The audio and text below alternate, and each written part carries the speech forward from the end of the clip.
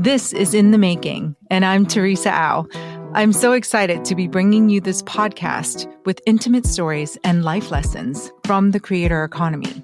On In the Making, you'll hear from content creators, communicators, marketers, designers, and the folks who do a little bit of everything, the slashies. Their stories will inspire you, and their hard-won lessons may be useful to you in your own journeys. So join me every 2 weeks for revealing and honest conversations where we get to find out together how these creators overcome the challenges of being small business owners and creatives at the same time. And a very special welcome to those who found us from the Wireframe feed. Thanks so much for being here with us, and let's get started. So today, I'm super excited to be speaking with illustrator and designer Misha Blaise. Misha has published 5 vibrant, colorful books for kids and adults, all exploring our interconnection with the universe and with each other.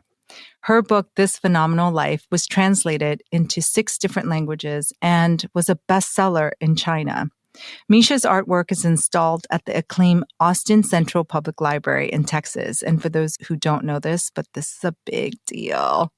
And now Misha has a new book out called Breathe Deep, where she explores the power of breathing to calm our nerves and open space for creativity and imagination.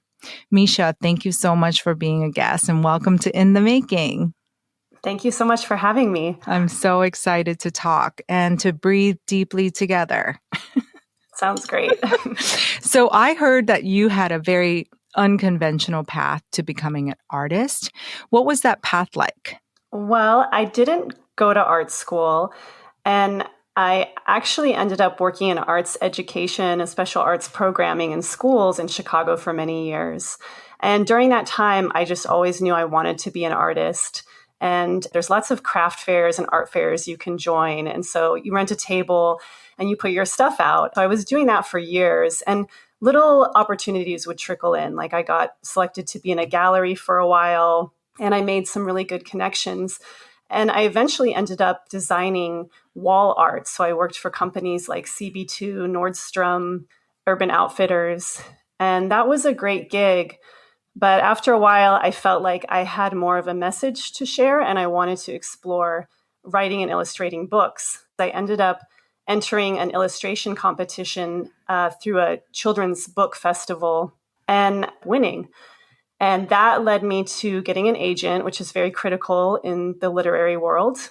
And through the agent, I was able to find my first publisher. When did you first start creating? I guess I really started in earnest in my late teens, painting and trying to put together my ideas like in a visually cohesive way. And when did you start doing digital art or using digital tools? In my early 20s. And of course, then everything was really cutting edge because, the technology was just starting to take off. And today, do you use both mediums or what do you prefer? Yeah, absolutely. So I usually paint or hand draw, and then I scan my work and work with it in Adobe Photoshop. So I do kind of a hybrid mix. Got it. Now, I recently saw Rainn Wilson interviewed you. I met him once at Adobe Max, and he's such a great guy. I love The Office also. He said your books are filled with wonder and curiosity. I love those 2 words. I think that's such a great description, and what a compliment, right? What turned your curiosity to the breath? Well, I ended up doing a deep dive into the breath that I didn't plan for. My oldest son, he just was sick a lot, had respiratory issues, and we were going to lots of doctors, and we thought it was just terrible allergies. We could never really figure it out. A family friend of ours who is a sleep doctor, he asked us if our son was breathing through his mouth at night, mouth breathing. Mm-hmm. And sure enough, he was. And this doctor explained to us that this is a whole world. People who mouth breathe have all sorts of different health complications, and it can have a huge impact on your life. So we were able to connect all the dots, and we started working with what's called a myofunctional therapist to help retrain his mouth and muscles how to breathe correctly, which was really astounding to learn about. I didn't know there was like a right way to breathe. It just seems like we should be breathing the right way naturally. But in this years-long process of doing this special therapy, we learned so much about how breathing works, how critical it is to just your everyday life. And that's what really launched me off into a lot of curiosity about this topic. And how did that curiosity and then learning all about it turn into a book?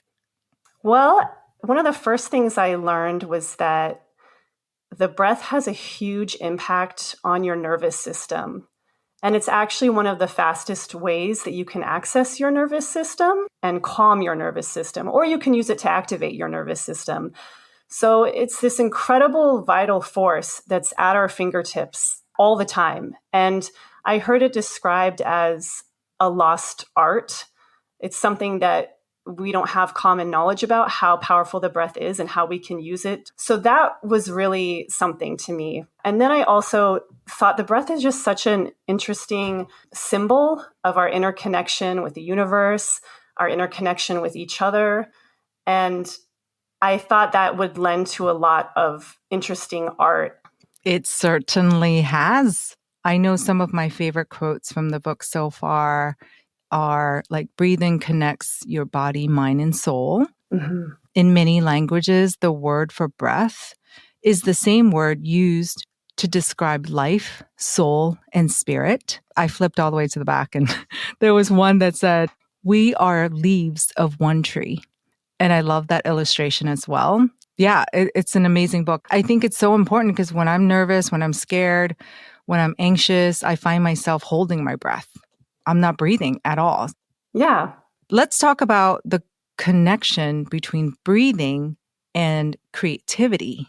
Again, going back to the nervous system, you have these kind of two main modes that your nervous system can be in. And we're all familiar with this idea of fight or flight or rest and repair.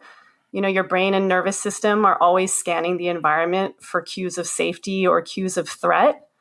And when you perceive that there's threat around you, it sets off a whole cascade of effects in your body. You know, your brain releases chemicals like cortisol and adrenaline that bathe every cell in your body. Your heartbeat speeds up, your breathing gets fast and shallow, your pupils dilate, your muscles constrict. Like all these physical things happen. But what also happens is the activity switches to different regions of your brain. And it makes it harder to access creativity and imagination and play. Whereas when your nervous system is calm, you can tap into the higher order cognition of your brain and you can more easily access imagination, a feeling of, you know, safety and comfort and exploration. It can put you in a safe place where you can enter that flow state a lot easier and you just feel comfortable to explore and, you know, have your wild thoughts or just figure out something new. It's a lot harder to do that when you're in a threat physiology. Yeah. I love that you brought in the word play because it's all about having fun and we forget to play, you know, when we become adults. Oh, yeah, totally. And it's interesting, the more I've gotten into this realm of nervous system work, play is brought up as a healing modality. It's like you got to play. Like that's a space to be in where you just can relax. You can be yourself. You can let the cares of the world slip away. So like, how can we find time in each of our day to play? Exactly. I so agree with you. So Misha, can you show me and our listeners how to use your breath to get into a creative mindset? I'd love for all of us to experience it together and learn how to do it on our own. Sure. I'll teach you a really quick and really powerful technique that's from my book. It's called the physiological sigh. It's really easy. What you're going to do, you'll take a really strong, deep breath in through your nose. And then when you're at the top of the breath, you breathe in even more. Okay. And then you're going to take a really slow, long exhale. So let's try it. Okay. Ready, set, go. And then one more. And then really slow, long exhale. Purse your lips if you can. Let that exhale come out really long. And when you're letting that exhale out, it's actually slowing your heart rate. If you do this for a few rounds, the slowed down heart rate communicates to your brain that you're calm and you're safe. So you're actually going through your body to calm your mind. I mean, one approach we often take is if you're feeling stressed or anxious is like, telling your mind stuff through your thoughts, like, I'm okay, I'm okay. But when you do the physiological side, you're going through your body to tell your mind that you're okay and that you're calm. Holy cow. Okay, I do feel so much calmer. I'm not just saying that. The extra long exhale really slowly through my mouth when you were saying that, it really, really did calm my body. Thank you. That was incredible. Another thing you talk about in the book is perfectionism, which I resonate so much with because growing up, I always thought I had to be perfect. Oh, And God. yeah, tell us how perfectionism affects creativity. I feel like there's just a plague of perfectionism in the culture. I didn't think I was a perfectionist until just a few years ago because I always thought perfectionism related to having a perfectly clean house, an organized schedule, and being really preoccupied with being a high achiever. And I was like, none of those things. So I was like, oh, I'm just a chill person. But I realized that I had what is called existential perfectionism or moral perfectionism, which is that I really wanted the right answers and I wanted certainty and I wanted to like do things the right way so that I was like a good person. Mm-hmm. And this longing for answers amidst uncertainty is great, like it's fine, but the truth is that life is a mess. Reality is endlessly complex. No one will ever understand everything. Things come together, things fall apart, and there's only so much we can get a grasp on or control in our life, and even those things might fall through our hands. So I think this is where nervous system work and breath work really helped me because they helped me realize that the creative spirit is one of just riding the highs and lows of life and finding humor and peace with the fact that life will always have some degree of complication and difficulty that's just built into the cosmic scheme of things. There's no final endpoint where everything's perfectly put together. But, along the way, how can you find pleasure and enjoyment and just like surrender and let go? And the perfectionist energy is a very anxious energy. It's like the inner critic. It doesn't let you let go. Yeah. Yeah. So you've said that resisting perfectionism is a big theme in your life as an artist. What makes you say that? I think that perfectionism for an artist comes in the form of the inner critic.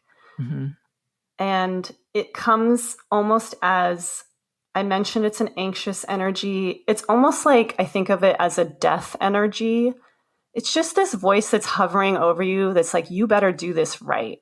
And if you don't do it right, you're a loser, you're a failure, you might even die. And that's just no space to be making art out of or being creative. That energy of fear can drive you to do all sorts of things and to achieve really high goals. But do you want to be motivated in life by fear or by love? But there have been times when I've had that perfectionist critic hanging over me. It's times where I've been in more of an ideological mindset. For instance, when I was younger, of like, you better make the right thing. That's like gives the right message to the world and like shows that you're good. And again, I just think that kills the art. For me, it's just not how I want to be in my creative space. So do you not really struggle with that now? My art actually hasn't been too plagued by perfectionism. I do feel like my art is a space of solace. I kind of like just getting into the groove. I like the kind of way I play with ideas and images. And I love getting in the flow state with art. To me, that feels like the ultimate gift. I feel so grateful when I'm in that space and I feel really happy. It's not that I don't struggle. It's just that I know what it is now. When I feel like I'm closed up and feeling kind of just like gross and uncomfortable and something's not right, then I'm like checking in with myself. And then I'm like, oh, I can have a conversation with my body. This is an interesting learning as well, is that the body's always communicating with us, but the body doesn't speak to us in words and language. It speaks to us in sensations. And so in learning about the sensations my body's speaking to me with, I can interact and have a conversation with them and use my skills like breath work or different nervous system calming techniques to kind of get back into a safer, more comfortable space and just feel like more like myself, my true self. We're all living in this image conscious time and everyone's promoting themselves or their work online, it's hard not to feel like you have to be perfect about your career. Yeah, of course. And I've struggled with that here and there because I've had some great successes in my career, but also, like a lot of creators, it's not like I'm always getting work and my books are just bestsellers everywhere. Like sometimes things hit really well and I get these incredible opportunities, and sometimes like nothing happens. And at those times, I feel like that's kind of the real spiritual practice of life, to where I'm like, what's really important to me in life? What really brings me pleasure and joy in each day? And how can I still find that pleasure if it's not attached to success? For me, I feel like I've gotten in a pretty good groove with that. I really value my time with my family. I really value time with my community. Like I have all these like kind of real life things going on all the time that are separate from how my, let's say, social media is doing. But certainly that comes with the territory of being a creator, is that there's not really necessarily a straight path for most of us and how to get our work out there. And so there's going to be those dry spells where you just don't even know, does the world even care about my art? And then that's the time where you really have to care about your own art and understand why you're making it for yourself. I talk to a lot of creators, and I think that is a very important point. I was going to ask you next, why do you think people with the same career achievements have 100K followers and, 12K followers? I mean, that's the great mystery of the algorithm, right? I have no idea. If you figure it out, let me know. Is that important to you? The reason why it has been important to me in certain times is I feel like I want to get my work out there. Like I feel like I have work that many people will connect with. But then I just try and feel grateful for my small audience. And I get such incredible feedback from the people who do see my art. And so I feel really happy and gratified by that. And I really just, it's so out of my control. I actually had something go viral this week. It was really funny. It got like over 3 million views. This is like unheard of for me. Whoa.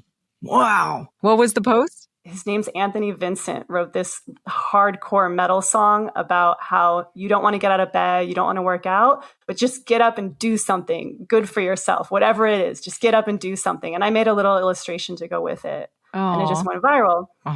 And so all these like comments and people were streaming it. And that's the first time I've had that experience. And even that experience, I was like, this is so weird. 3 million views? 3 million's a lot. 3 million's a lot. So did anything come from that going viral? Like, did you get maybe more followers? I mean, I got a bunch more followers. It's funny, now that I'm in the 3 million level, I mean, people are getting 50 million, it's all kind of relative. So yeah, I mean, it was a cool little experience. And when your next post doesn't get the 3 million, how will you handle that inner critic that might come up and surface?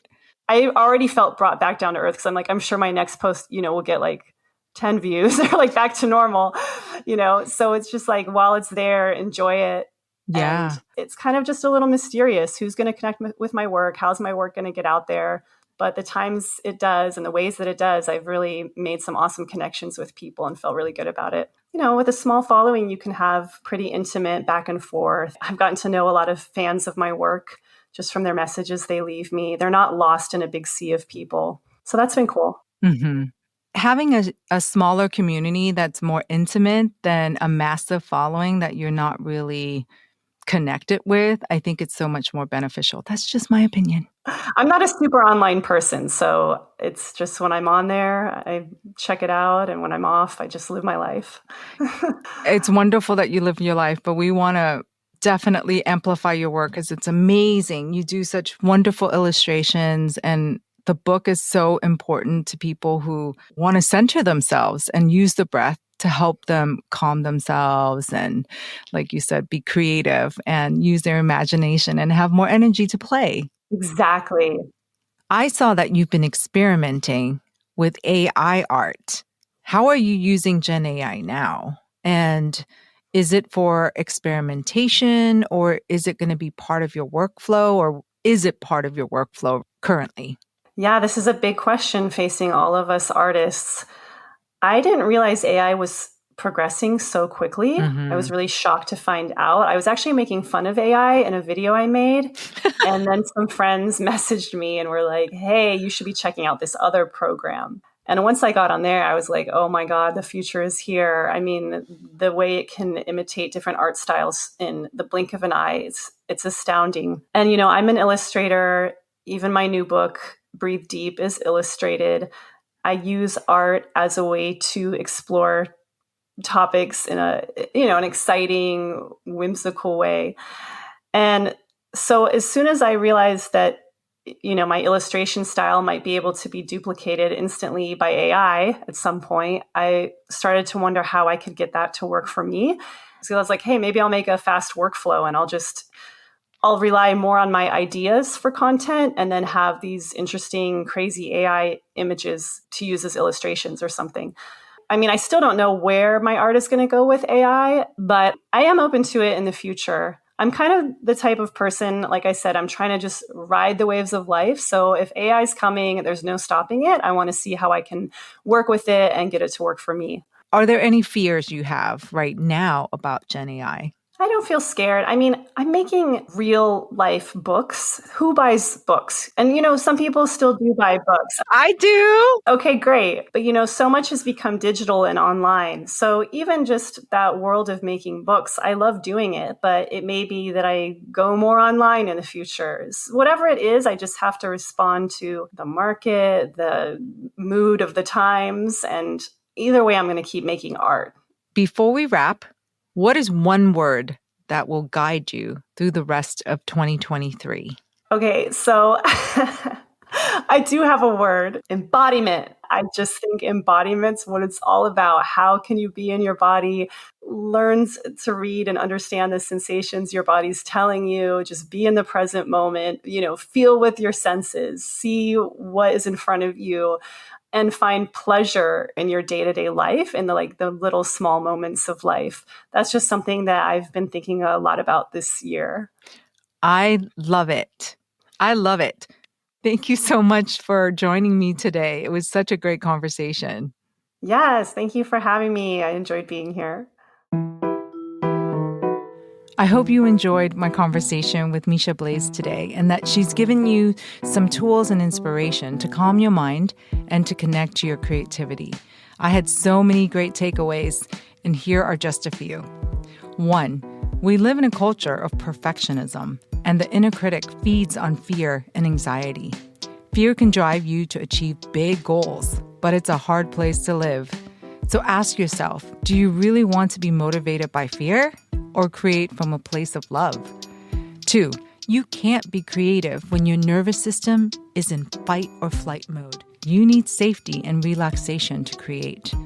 3, you can use your breath to bypass all that brain chatter and relax your nervous system.